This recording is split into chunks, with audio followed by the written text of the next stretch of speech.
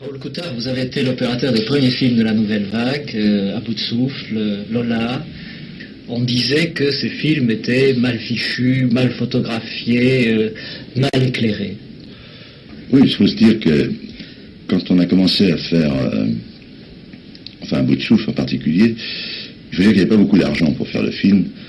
Et puis aussi, il y avait une volonté délibérée de Godard de ne pas faire les choses d'une manière traditionnelle. C'est-à-dire qu'À bout de souffle a été fait pratiquement sans lumière. C'est-à-dire que les quelques scènes, il y en a 2 dans le film qui ont été éclairées, c'était des scènes qui étaient impossibles à tourner, avec les moyens techniques dont on disposait à l'époque, c'était impossible à tourner autrement qu'avec de la lumière.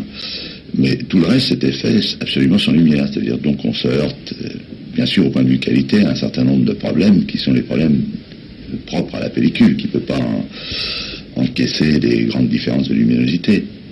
Et puis, aussi, À bout de souffle a été tourné entièrement à la main, c'est-à-dire qu'il n'y avait pas une stabilité d'image, qui est telle propre de tous les films qui avaient été faits à l'époque, avant.